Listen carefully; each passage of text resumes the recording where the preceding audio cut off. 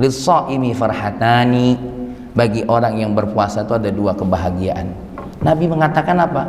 Di mana letak kebahagiaan pertama? Idza aftara fariha, kalau dia berbuka dia bahagia.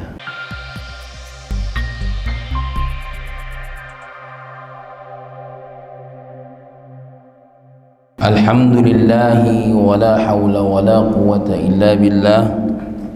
Asyhadu an la ilaha illallah wahdahu la syarika lah wa asyhadu anna sayyidina Muhammadan abduhu wa rasuluhu la nabiyya ba'dah. Allahumma salli wa sallim ala habibina nabiyyina Muhammadin ibn Abdullah wa alihi was sahabah ma ba'du. Qala Allah ta'ala fa ya ibadallah usikum wa iyaya bitaqwallah faqad fazal muttaqun. وقال الله تعالى في القرآن الكريم أعوذ بالله من الشيطان الرجيم بسم الله الرحمن الرحيم يا أيها الذين آمنوا كتب عليكم الصيام كما كتب على الذين من قبلكم لعلكم تتقون صدق الله العظيم. Hadirin sidang Jum'ah yang dimuliakan oleh Allah, melalui mimbar Jum'ah ini tidak henti-hentinya, bahkan menjadi satu kewajiban bagi seorang khatib untuk mengajak kita semua agar kita ini semakin bertakwa kepada Allah Subhanahu wa ta'ala. Sebagaimana yang sudah kita ketahui bersama, nilai kita di hadapan Allah hanyalah takwa. Maka yang duduk di masjid ini tidak dilihat berapa harga bajunya, tidak dilihat berapa harga sarungnya, tidak dilihat merek pecinya, tidak dilihat harga kacamatanya, tidak dilihat berapa harga jam yang dipakai pada dirinya. Maka di hadapan Allah itu semua hanyalah najis, kehinaan saja, tidak ada nilainya kecuali ketakwaan kita yang ada dalam diri kita dan dalam perilaku kita.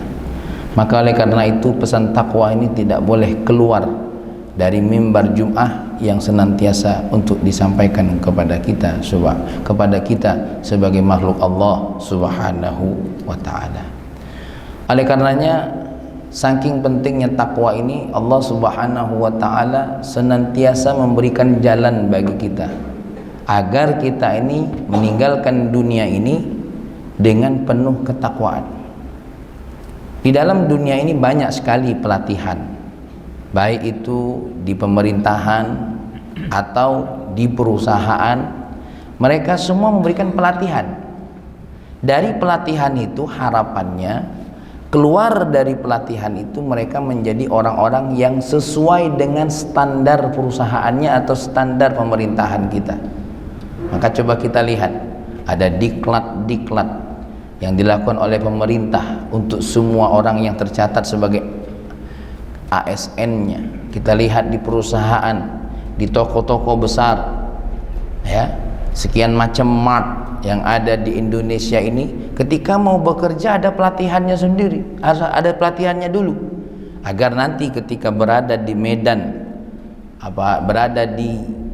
medan langkahnya dalam melaksanakan tugas perusahaan itu sesuai dengan SOP yang diajarkan. Nah, kita di dunia ini juga sama. Semua yang duduk di sini tinggal nunggu gilirannya saja. Barisan yang paling depan belum tentu yang lebih dulu daripada barisan yang kedua. Begitu juga barisan yang terakhir.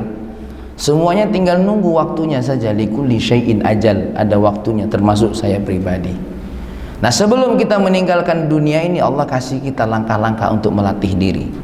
Salat kita, innas salata tanha 'anil fahsya'i wal munkari wal munkar.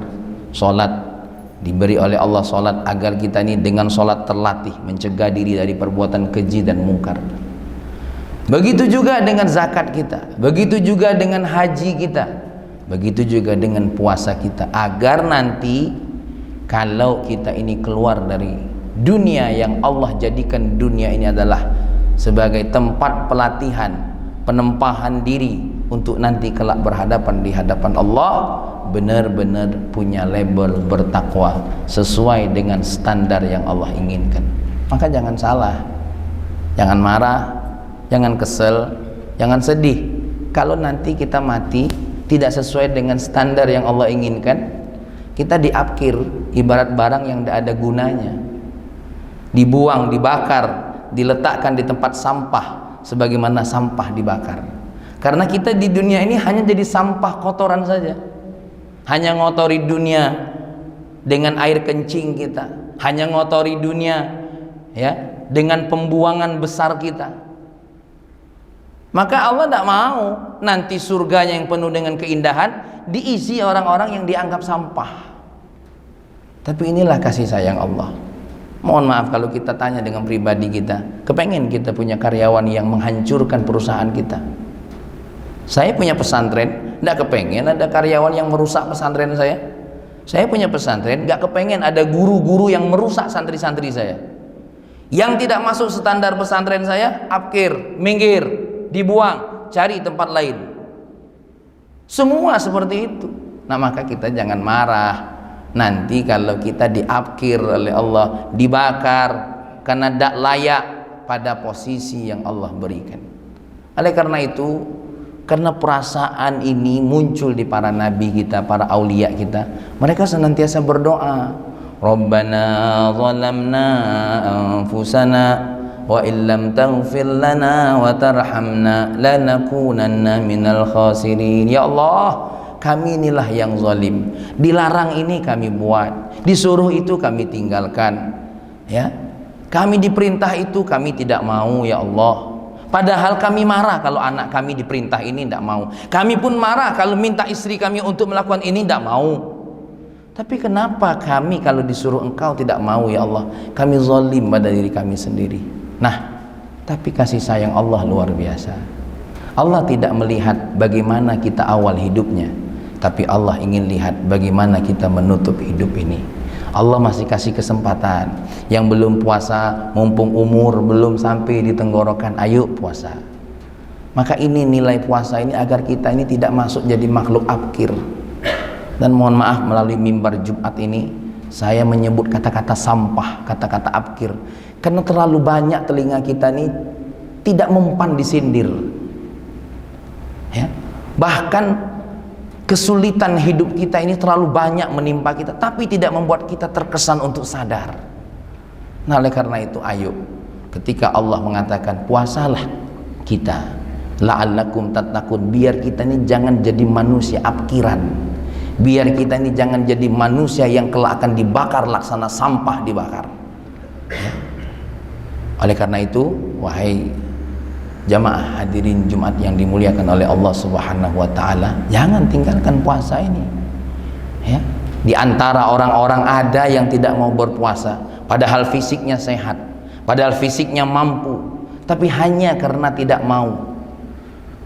Kalau kita mau kaji di mana letaknya sulit puasa, tidak ada. Puasa ini bukan menahan diri yang Allah wajibkan, hanya memindahkan jadwal makan saja. Tadi saya ceramah di Muratara di hadapan wakil bupati. Saya tanya sama yang hadir, besar mana pembiayaan makan di luar Ramadan sama di dalam Ramadan? Semua sepakat, besar pembiayaan makan di bulan Ramadan dibandingkan di luar Ramadan. Itu bukti kalau kita ini belum puasa sebenarnya, cuma mindahkan jadwal makan. Apa yang tidak kita makan pagi dimakan malamnya, apa yang tidak kita makan siang ini dimakan malamnya. Jadi apa sulitnya?